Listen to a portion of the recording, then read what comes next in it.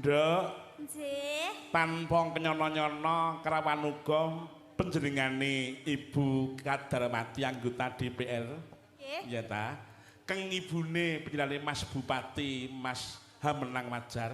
Nggih. Iya ta. Beliaunya juga rawuh. Oh nggih. Matur sembah nuwun sanget nggih. Nah. Cantik, Pak. Cantik Biayi Putri Kak.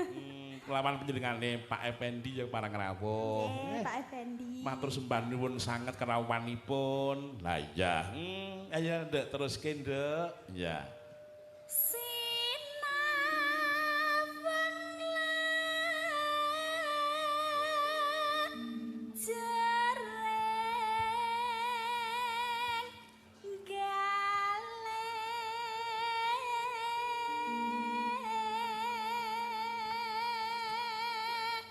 Iki disusul uga ketuane Sito Raras. Sapa? Tasena. Nek amene ngopo-opo ki mau ngomong anu aja ngomong ora mudeng kok. Wah iya. Terus ki Nduk.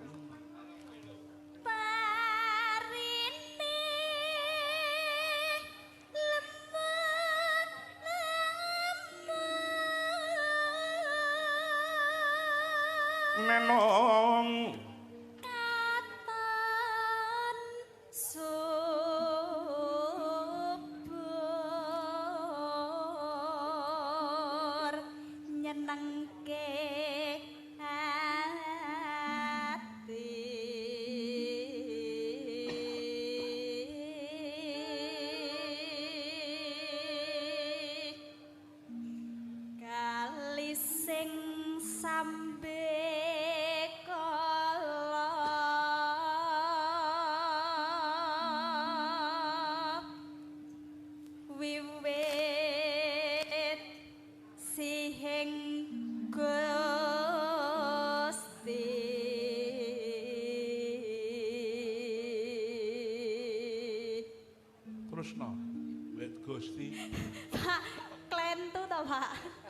jane aku ngerti.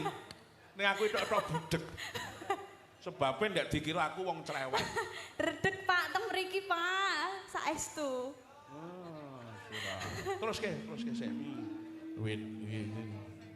Pripun Pak niki? Dugi pundi? Wis pokoke kono. Neno. Wit sihing Gusti kawula. Sawang dompeng kok wedi. Napa, Pak? Rangga ki apa medeni, Rangga ki piyane alus. Luhuring budi. Tanpa cacat. Alus tapi menggetarkan hati ngoten lho, Pak. Menggetarkan hati wae. Saestu. Teng mriki niku jan adem panas kula. Iya. Urung lekne kuwi menggetarkan hati.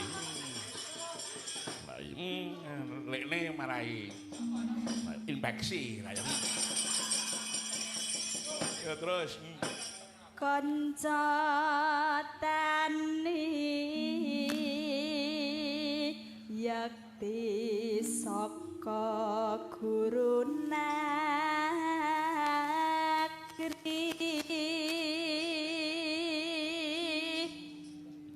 uga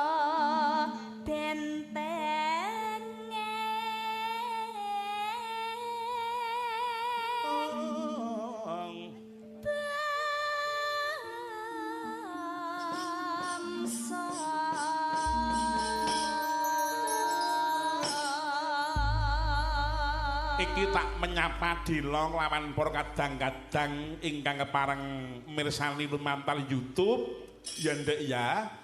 Panjenengane Pak D Komir sing ndamelke gawangan kelir iki saka Manyaran Wonogiri matur nuwun sanget. Pak Tukiman RT Palar matur nuwun sanget pun diberkahi. Mas Dian Mijayanti semoga sukses matur nuwun. Mas Parmo Manyaran matur nuwun. Nggih. Terus menika Pak Karno Dipo matur nuwun sanget kerawanipun saweg nenggung matur nuwun sanget. Mas Koco saking Karangwungu. Lik Sogol panjenenganipun Pak D Bambang Jaren Purwodadi. Tan kantun menika sugeng dalu Mbak Limbun nderek absen ugi Pak Dalang penaringan sehat saking Mas Surat Soko. Wassalam matur nuwun sangat. Baji Suradi Klaten matur nuwun sangat. Pak Kriyono Gapit matur nuwun sangat. Oh iya, Mas Andi matur nuwun. Nggih. Khususan engko mengko aku tak nyuwun berkah karo panjenengane Pak Camat. Oh iya, ning langgame sik diaturke sik, Nduk. Oh iya, monggo ya.